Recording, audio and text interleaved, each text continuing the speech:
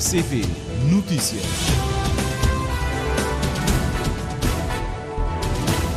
Hoje marca 13 horas em Cabo Verde. Jornal da Tarde da RCV edição para esta segunda-feira está a começar. Abrimos com os títulos. Boa tarde. O Governo anuncia arranque das obras do Hospital Nacional para o próximo ano com um custo de 246 milhões de dólares. MPD, PICV e o CID apresentam a antevisão do Estado da Nação com leituras bastante diferentes. Rebeldes congoleses associados ao Estado Islâmico assassinam perto de 4 dezenas de católicos numa igreja na República Democrática do Congo. Camboja e Tailândia assinam acordo de cessar-fogo para pôr fim a um conflito que já matou várias pessoas de ambos os lados da fronteira. Seja países do Golfo Pérsico acordam uso de visto único que permite visitar os 6 Estados.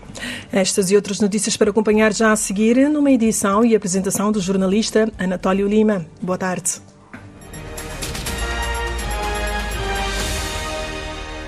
Amigo ouvinte da Rádio Cabo Verde, muito boa tarde. As obras do Hospital Nacional de Cabo Verde devem arrancar no próximo ano e está orçado em 246 milhões de dólares.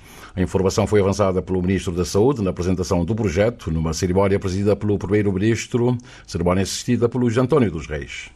O chefe do governo, Ulisses Correia e Silva, destaca que a infraestrutura visa posicionar Cabo Verde como um centro de prestação de serviços de saúde especializados a cidadãos da África lusófona, da África Ocidental, da diáspora cabo-verdiana e turistas que visitam o país ou que procuram o turismo de saúde.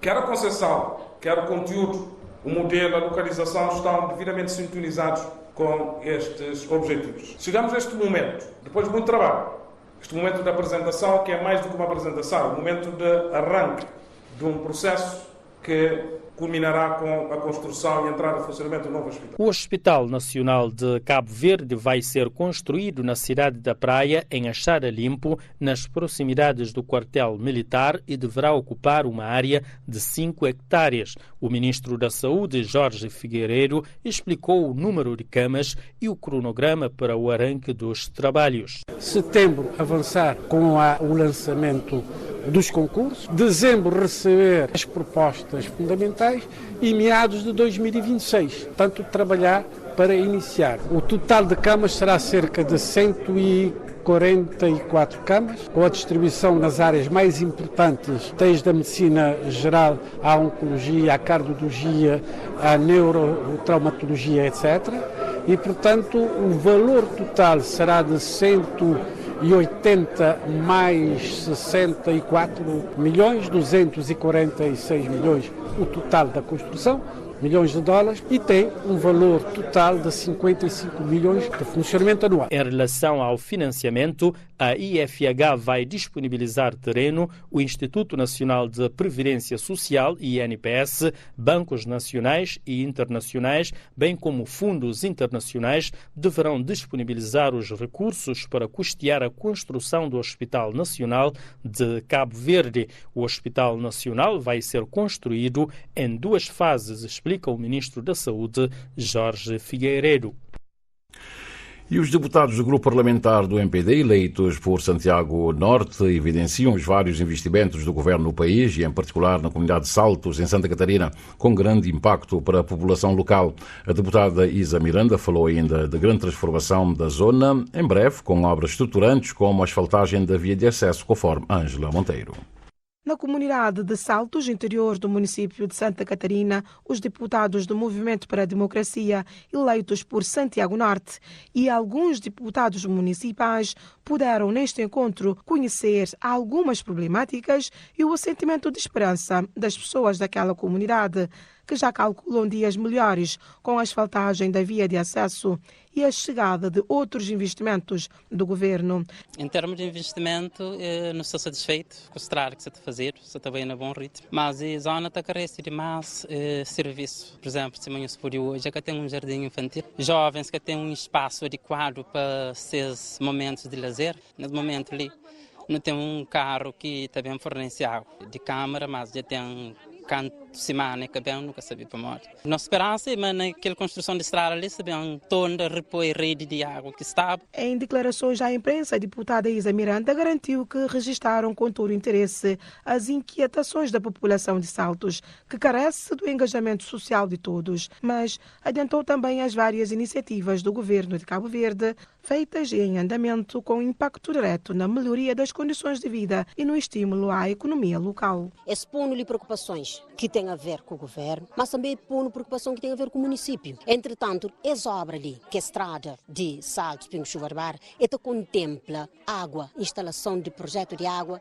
de Tiga a Ribar. E também tem ramais para abastecer vários municípios. Mas não sabe, o governo tem sido muito próximo dos municípios. Seja a nível do aumento do Fundo de Financiamento Municipal, recursos aumentam imensamente. Seja a nível de Fundo de Ambiente que é transferido e de Fundo de Turismo que está transferido, na base de lei, tem diretivas de investimento, isenção de IVA, um conjunto de medidas que o governo toma que facilita municípios, tem folga financeira para cumprir também essa parte ali. Destacou ainda a parlamentar que o pacote de investimentos que inclui as obras de asfaltagem da estrada Arribada, Pingo Chuva, Saltos, engloba outras iniciativas importantes. E também no tema matérias sociais, no todo centro de emprego com um conjunto de formações profissionais muito impactantes para jovens.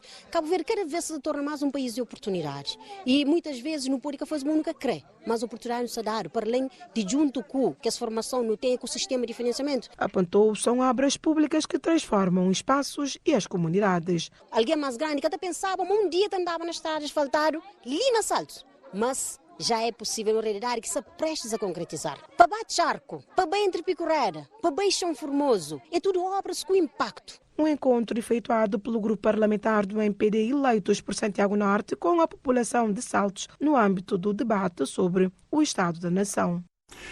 E as jornadas preparatórias para o debate sobre o Estado da Nação, promovidas pelo PICV, evidenciaram um saldo crítico sobre o desempenho do atual governo ao longo de uma década. Durante o encontro, o líder parlamentar do PICV, João Batista Pereira, destacou que muitas promessas feitas ao longo da governação não foram cumpridas, principalmente nos setores considerados de relevância para o desenvolvimento e bem-estar dos cabo-verdianos.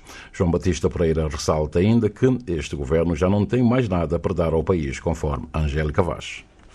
Segundo o líder parlamentar do PAICV, as esperanças dos cabo-verdianos foram alimentadas por promessas de melhorias em condições de vida, mas na prática pouco ou nada mudou. Por isso, o partido que representa vai confrontar o governo sobre o que fez de concreto nesses 10 anos de governação. Estamos lembrados que o governo prometeu duplicar o rendimento dos cabo-verdianos em 2 mandatos, 2 legislaturas, e prometeu, nomeadamente, aumentar os salários e as pensões na ordem de 1% ao ano, ou seja, neste momento o cabo-verdiano deveria estar a ganhar pelo menos 10% a mais daquilo que ganhava em 2015. E vamos, portanto, confrontar o governo, e nós estamos a ouvir aquilo que dizem os cabo-verdianos, quantos ganharam a mais de 2015 a esta parte. Nós vamos também confrontar o governo com a situação dos transportes a nível do país. Portanto, qual é o país que nós tínhamos em 2015? E que país nós temos hoje em 2025 em relação aos transportes? Qual a leitura do governo? Porque aquilo que os cabo-verdianos dizem, todos dizem que nós estamos de longe, portanto estamos muito, muito pior do que nós estávamos em 2015 em relação aos transportes. E quando falamos de transporte, nós estamos a falar de economia. Estamos a falar de diversificação da economia cabo-verdiana. A par disso, João Batista Pereira destaca ainda promessas feitas no setor da saúde que até então não se concretizaram. Nós vamos falar também em termos de saúde. O governo prometeu uma saúde de qualidade, um país sem lista de espera na saúde, na lista de espera nos hospitais. Prometeu, portanto, um hospital de referência para Cabo Verde, para reduzir as evacuações, um hospital com valências múltiplas. E é estranho que o governo, por sinal hoje, esteja mais uma vez numa manobra de enganar os cabo-verdianos, a apresentar novamente esse projeto, quando em 2021 o Primeiro-Ministro assumiu que tinha um financiamento de 7,2 milhões de contos para fazer este hospital. 5 anos depois veio o mesmo governo em PowerPoint apresentar novamente aos cabo-verdianos este hospital. Portanto, e a saúde está numa situação crítica em Cabo Verde. Nós temos problemas de infraestruturas físicas, temos problemas de recursos humanos, temos problemas de medicamentos, temos problemas de evacuação, temos listas de espera que são intermináveis. Portanto, é esta situação em termos de saúde que o país está a viver. O governo já não tem mais nada para dar a Cabo Verde. João Batista Pereira realça que manter este governo no poder é ver Cabo Verde a retroceder. Defende, no entanto, que é preciso devolver a confiança aos cabo-verdianos com a máxima de urgência. Também a UCID fez antevisão das jornadas parlamentares que terão lugar esta semana com o debate sobre o Estado da Nação. A UCID que também hoje convocou a imprensa em São Vicente para também apresentar a sua posição sobre esta avaliação que o partido faz. A UCID quer políticas de Estado ao invés de políticas de governo e pactos entre os partidos a bem do desenvolvimento do país. Em antevisão do debate do Estado da Nação, Zilda Oliveira, porta-voz dos deputados do UCID, acentuou que, embora Cabo Verde tenha conquistado avanços significativos e importantes, é fundamental que o debate no Parlamento seja uma plataforma para apresentar soluções concretas e traçar um caminho mais justo e sustentável e próspero para o país. Amílio Rodrigues acompanhou a conferência de imprensa. Segurança, educação, saúde, transportes e habitação continuam no centro das preocupações dos democratas cristãos, que pedem o rompimento do sistema tradicional de educação e mais autonomia para escolas e professores. A qualidade não pode ser avaliada com base em dados qualitativos, acentua Zilda Oliveira. O objetivo que nós pretendemos alcançar com a reforma, que é a qualidade da educação, pensamos que nós ainda não o conseguimos. Nós implementamos uma reforma com um conjunto de déficits, de recursos materiais, de equipamentos, de infraestruturas, de professores, e isso acabou por ter o impacto a nível daquilo que nós pretendíamos. Nós fizemos algumas mudanças que, em termos práticos, em termos de competências que os alunos deveriam adquirir, penso que nós ainda não conseguimos chegar lá. E nós precisamos parar e pensar melhor a nossa educação. É sabido que o 8º ano tem tido uma taxa elevada de reprovações. Os alunos trazem deficiências do 5º, do 6º, do 7º ano. E o mais grave é que chegam ao 8º, são capazes de, em termos da nota do ano, passarem, porque não têm negativas, mas depois da nota do ciclo reprovam, porque trazem deficiências dos anos anteriores. Então nós precisamos rever o nosso sistema de avaliação. Na antevisão do debate do Estado da Nação, Zilda Oliveira exigiu do Governo políticas de Estado ao invés de políticas de Governo, a humanização da saúde e uma aposta séria na saúde mental. Os democratas cristãos realçam que o debate do Estado da Nação não deve ser apenas um espaço de debate de ideias. Fazermos pactos de Estado entre as diferentes forças políticas para abordarmos temas cruciais para o país ou desafios complexos em áreas como a economia, a educação, a saúde, a segurança e os transportes. E vale dizer que o Governo não tem feito uma aposta séria nestes aspectos. Precisamos investir mais na saúde, quer a nível dos recursos humanos, quer a nível dos recursos físicos e materiais. A descentralização dos serviços de saúde e o investimento nas tecnologias são fundamentais para garantir a equidade no acesso. Relativamente à segurança, embora o número de ocorrências criminais formalizadas junto da Polícia Nacional tenha sofrido uma redução, preocupa-nos saber que boa parte dos crimes não são reportados. E preocupa-nos a divergência existente entre a percepção da população e os dados oficiais. O abuso sexual, a VBG, são ainda um problema, assim como o impacto do aumento do consumo de drogas entre os jovens. Os problemas com a segurança e a habitação também vão marcar as intervenções da UCID no debate desta semana. O Partido Democrata Cristão enfatiza a necessidade de uma melhor integração das políticas públicas em todos os setores. Para isso, é fundamental que o debate parlamentar seja usado para traçar um caminho mais justo, sustentável e próspero para o país. E Cabo Verde acolhe uma reunião da Conformidade da África Ocidental, reunindo responsáveis da região para debater os desafios de branqueamento de capitais e também financiamento do terrorismo. A Ministra da Justiça destacou os avanços de Cabo Verde no combate ao branqueamento de capitais e financiamento do terrorismo, com ênfase na criação de uma nova legislação, no reforço da Unidade de Informação Financeira e também da instalação de uma célula especializada no Ministério Público. Entre os principais desafios apontou a criminalidade transnacional e a necessidade de maior articulação entre as instituições. O país está ainda a desenvolver uma base de dados de entidades coletivas e pessoas politicamente expostas, reforçando os mecanismos de prevenção e também controle. A Edné Barros tem os detalhes. O evento, promovido pelo Grupo Intergovernamental da Ação contra o Branqueamento de Capitais na África Ocidental, GIABA, e pelo Banco Africano de Desenvolvimento, reúne na praia responsáveis de instituições financeiras e não financeiras da sub-região para, durante 4 dias, debaterem estratégias de combate ao branqueamento de capitais e crimes económicos. A Ministra da Justiça destacou os avanços de Cabo Verde nesta área. Temos um quadro legal em preparação, os estatutos da UIF. Temos no Parlamento a Lei de Lavagem de Capitais e Financiamento do Terrorismo, respondendo àquilo que são as recomendações do GAFI e GABA em matéria de conformidade. Portanto, há um ecossistema nacional que tem a ver com a Unidade de Informação Financeira, com o Ministério Público, com a Polícia Judiciária e com os tribunais, e estamos a trabalhar para uma melhor articulação, para que o próprio Ministério Público, acabamos de aprovar em sede do Parlamento a criação de um gabinete no Ministério Público para cuidar só da lavagem, uma célula para se ocupar da lavagem de questões que têm a ver com a lavagem de capitais, financiamento ao terrorismo. Vamos fortalecendo o nosso quadro legal, as nossas. Apesar dos progressos, a ministra Joana Rosa alertou para os desafios ainda existentes e destacou os esforços que Cabo Verde vem fazendo para reforçar a prevenção e o combate ao branqueamento de capitais. Tem a ver com, com o reforço, da capacitação das UIFs nacionais. Há muitos desafios que se colocam.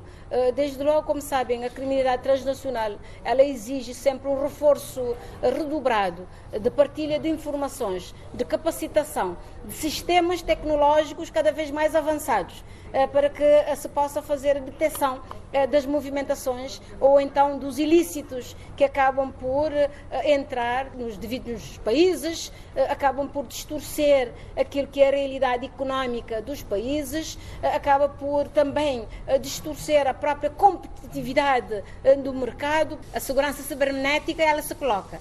Eu realço aqui, nós estamos a criar base de dados das entidades coletivas, vamos dotar o país de uma base de dados para que possamos conhecer as pessoas politicamente relevantes, portanto expostas.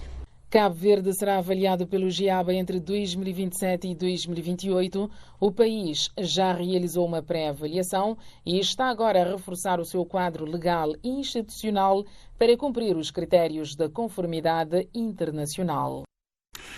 E o Conselho Nacional de Medicamentos já está reunido de hoje até a próxima quarta-feira para discutir e aprovar as novas listas nacional de medicamentos e também medicamentos essenciais que deverá vigorar nos próximos 2 anos. Propõe-se a introdução de mais de 300 formas farmacêuticas e mais de 500 novas dosagens. E a consultora defende que a proposta visa melhorar e facilitar o tratamento de doenças crónicas e não só. O Jantão dos Reis tem os detalhes. A proposta de revisão da Lista Nacional de Medicamentos está ancorada em dados epidemiológicos e nas boas práticas internacionais, defende o Ministro da Saúde, Jorge Figueiredo. Destaca que a nova lista em discussão é um instrumento de esperança, de alívio e qualidade de saúde para milhares de cabo-verdianos. Vamos aqui propor a introdução de mais de 300 novas formas farmacêuticas, repito, e mais de 500 novas dosagens. Este não é um número vazio ou friamente calculado, mas um número que deve ser próximo e humano, pois cada um desses medicamentos e cada uma dessas dosagens representa a possibilidade de um tratamento mais adequado, mais eficaz e mais acessível a todos. Por isso, neste momento, e para inspirar os nossos trabalhos, podemos lembrar, por exemplo, daqueles que vivem com doenças crónicas. A consultora nacional Edith Santos lembra que a última atualização da lista de medicamentos aconteceu em 2009. A consultora explica a nova proposta tanto da lista nacional de medicamentos como da lista nacional de medicamentos essenciais como sendo complementares e, neste momento, que são essenciais. Desenvolvemos muito para os doentes crónicos, medicamentos de mais fácil utilização que vão melhorar um bocado a adesão dos pacientes, medicamentos acumulados com mais compostos, né, que realmente está-se a utilizar no controle dos doentes crónicos, principalmente. Houve também uma melhoria muito grande na introdução de medicamentos de oncologia, que é uma área nova que estamos a desenvolver em Cabo Verde e que realmente houve uma introdução muito grande de oncologia. De uma maneira geral, nós avaliamos toda a lista nacional por grupo, classificação farmacoterapêutica, e em quase todos os grupos farmacêuticos se introduziu medicamentos mais recentes, medicamentos novos que têm aparecido para fazer o tratamento das patologias. O Conselho Nacional de Medicamentos é o órgão de acompanhamento do Serviço Nacional de Saúde e de consulta do membro do Governo, nesse caso o Ministro da Saúde, responsável então pela formulação e execução da política farmacêutico nacional.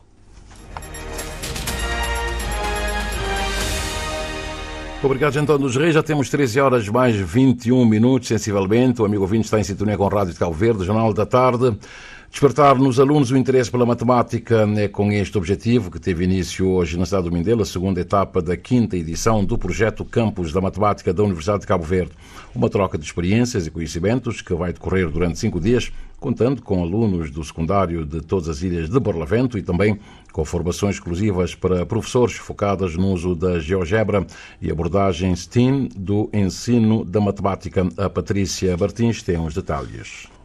Depois da praia, Mindelo acolhe nos próximos dias a segunda etapa do Campus da Matemática. Evento que, frisa o delegado do Ministério da Educação, Jorge da Luz, representa muito para aquilo que é o ensino e aprendizagem da matemática no país. Eu tenho participado em vários campos e vejo que é um momento importante para a matemática, na medida em que a matemática é um campo de saber que deve ser cultivado porque há a sua necessidade e as gerações mais jovens sentem muito engajados com a matemática no momento em que nós estamos a finalizar uma reforma do currículo educativo em que a matemática passou a estar em todas as áreas do conhecimento, demonstrando, portanto, a importância da matemática para a vida humana, para a compreensão da própria realidade. São mais de 60 os estudantes que participam no campus e o objetivo é despertar o interesse pela matemática através de atividades de exploração, jogos e oficinas, diz a docente Astrigilda Silveira, diretora do Instituto GeoGebra da UniCV. A matemática é uma herança cultural e, querendo ou não, a matemática está nas nossas vidas. Nós queremos despertar os alunos o interesse pela matemática e pelas ciências exatas, de modo que eles possam, no final, ter essa ideia que é fácil aprender a matemática. Nós temos 67 estudantes, 42 estudantes do sexo feminino e 25 do sexo masculino. Nós temos que mostrar que a matemática é muito importante para o desenvolvimento das outras áreas científicas. Das normas internacionais para o ensino e aprendizagem da matemática definem que a matemática escolar, todos os alunos têm competência para aprender. Agora depende da estratégia do professor, depende de como a matemática é ensinada. Por isso é importante a formação sistemática para os professores, realça. No contexto atual não posso ensinar a matemática como eu fui ensinada. Hoje nós temos outros recursos. Isso requer uma formação sistemática dos nossos professores. Infelizmente nós ainda não temos a legislação específica para a formação contínua de professores, mas o Ministério da Educação está a trabalhar nesse sentido. Nós vamos aproveitar esses professores e vamos trabalhar uma sessão de formação de 10 horas, intitulada GeoGebra no contexto da educação STEAM, para a formação de professores no ensino secundário. Filipe Andrade, da Ilha do Sal, e Thaísa Miranda, da Escola do Cuculi, em Santo Antão, expressam as suas expectativas para esta edição. Aprender matemática de novas maneiras, mais divertidas, mais dinâmicas, de como aplicá-la bem no nosso dia-a-dia. Espero aprender muito, também partilhar muitas informações, fazer muitos amigos e sair daqui com uma bagagem melhor para a minha vida. Levar mais conhecimento sobre a matemática, porque aqui temos uma visão da matemática um pouco mais prática. É uma oportunidade para conhecer novas pessoas, ter novas experiências. Segunda etapa do Campus da Matemática da UniCV no Mindelo, até a próxima sexta-feira. E com a chegada das férias escolares, a Câmara Municipal de São Filipe promove mais uma edição das colónias de férias artísticas. Mais do que entretenimento, trata-se de uma proposta educativa e segura para ocupar os tempos livres, ao mesmo tempo que desperta talentos e interesse para o mundo das artes. São mais de 2 dezenas de crianças de 8 a 12 anos dos mais variados bairros de São Filipe que participam na colónia de férias que acontece no Centro Cultural Armando Montron. O João Crisante de Pina tem os pormenores. Enquadrada no programa Verão Jovem, as crianças de 8 a 12 anos dos mais variados bairros de São Filipe participam em mais uma edição da colónia de férias artística promovida pela Câmara Municipal de São Filipe. Esta iniciativa alia lazer, educação e expressão criativa, oferecendo uma alternativa segura para ocupar o tempo livre durante as férias escolares, de acordo com a vereadora Lia Teixeira. De crianças e adolescentes que querem saber férias em nenhum lugar, uma ocupação de sexta-tarde ao longo de 18 dias ali no Centro Cultural Armando Montron e na segunda parte lá na Biblioteca Municipal. Ali crianças têm cerca de 10 monitores. E, no fim, não pretende bem fazer uma exposição de todo o trabalho que as crianças, que é cerca de 25 que estão ali, também fazem no decurso de que os dias que também passam ali. Com um leque variado de atividades, que inclui dança, teatro, música, capoeira, ginástica, reciclagem, rende bordados e até acrobacia, a colónia de férias não se limita a entreter. O objetivo é mais profundo: despertar talentos, reforçar valores sociais e cultivar o gosto pela cultura local. Que crianças e adolescentes têm esse tempo livre ocupado com a arte e assim desperta também seus interesses para aquele que é de nós, que é nossa cultura que está identificando como foguense e como são filipenses. Os mais pequenos não escondem o entusiasmo. Não aprendi do, ré, mi, fá, sol, si. Não aprendi muita coisa. Ainda espero assim bem mirar mais bom amanhã, pá. E horas de grande, você quer ser músico também? Então hoje assim não consigo. E você quer pelo tempo do ano ou outro ano você quer fazer outra coisa? Não quero pelo tempo todo ano e para o novo ano tem muito mais. Já aprendi a fazer rende bordado, fazer mais pintura e mais ou menos toca violão, acrobacia ginástica, canta por meninos na ombro, descer na caranguejo, de estrelinha. Gosto para brincar com mais minis, no curso de mais minis, de aprender mais coisas novas. Todas as atividades são supervisionadas pelo coordenador do Centro Cultural Armando Montron, Beto Diogo, que entende esta colónia de férias como uma porta de entrada para o mundo das artes para estas crianças. Esse colónia de férias artístico já é um porta, é um caminho que não te mostras que mais tempo eles podem ser professor, monitor ou mestre de artes, como nesse momento meia.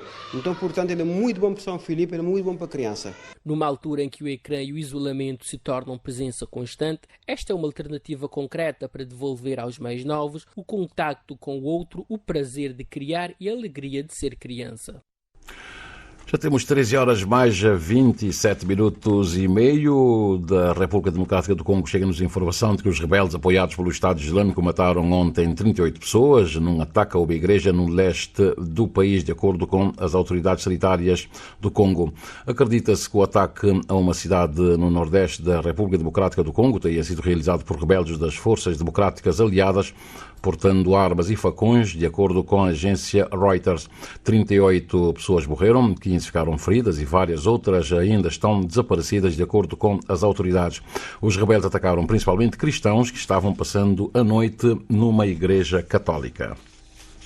A Tailândia e o Camboja concordaram com um cessar-fogo imediato e incondicional a partir da meia-noite, no horário local, disse hoje o primeiro-ministro malaio, depois de dias de confrontos na fronteira disputada entre os dois países. Os dois lados se acusaram mutuamente de iniciar o mais recente conflito e pelos ataques da região da fronteira, que já mataram, no caso dos ataques, pelo menos 35 pessoas, feriram mais de 200 e deslocaram mais de 100 mil, de acordo com os dados das autoridades da Tailândia e também do Camboja. As autoridades cambojanas acusaram a Tailândia de atacar pelo menos 2 locais nas primeiras horas desta manhã, enquanto o exército tailandês afirmou que confrontos estavam ocorrendo em 3 províncias na manhã desta segunda-feira. Os dois países compartilham uma fronteira terrestre de 817 km. A demarcação foi feita pela França, que controlava o Camboja como colónia.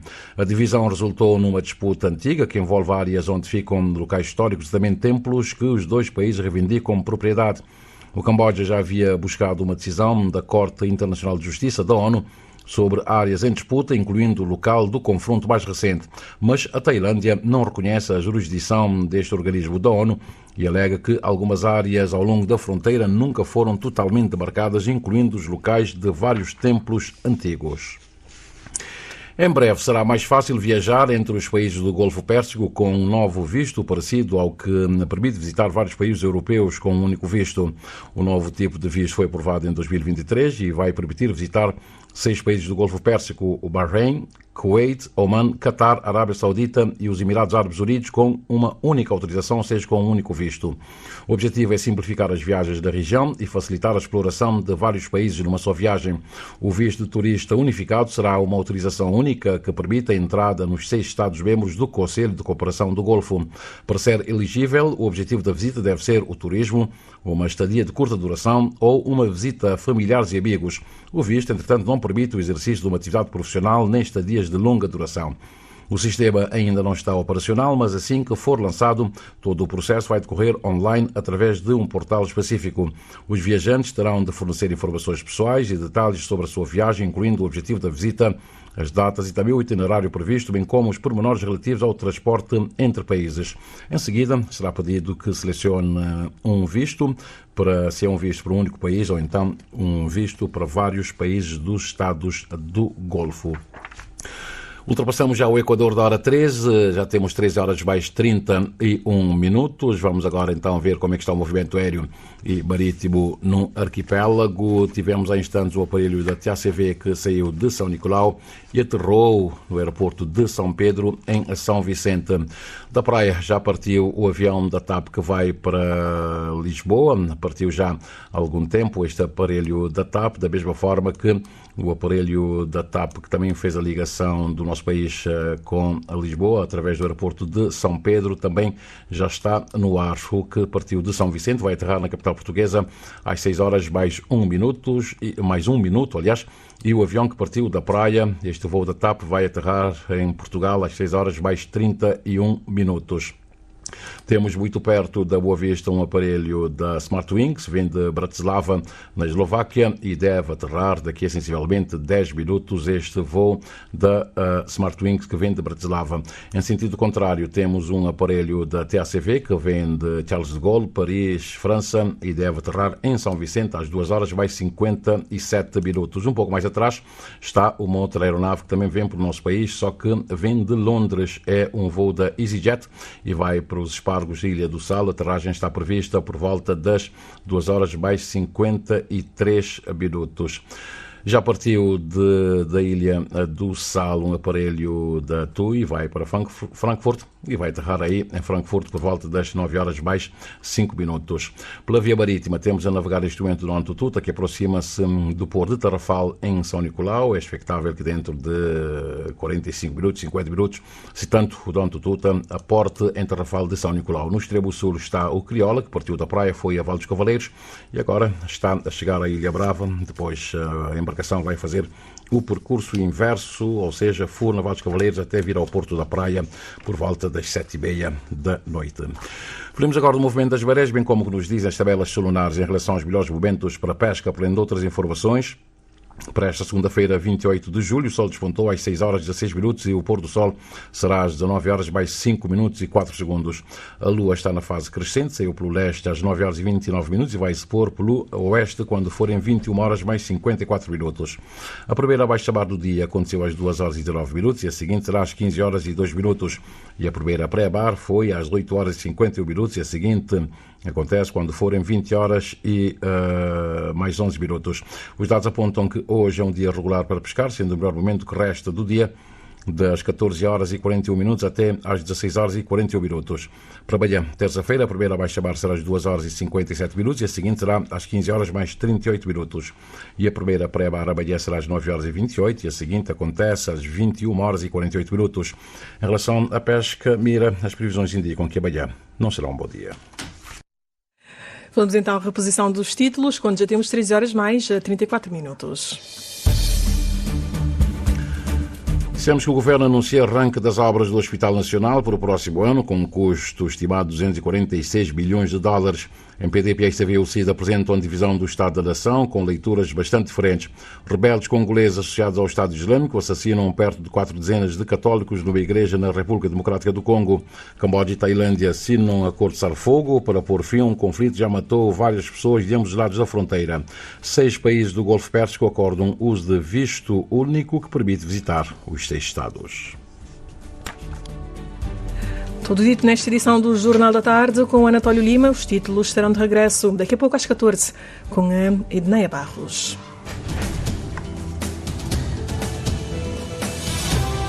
Mais informações em www.rtc.cv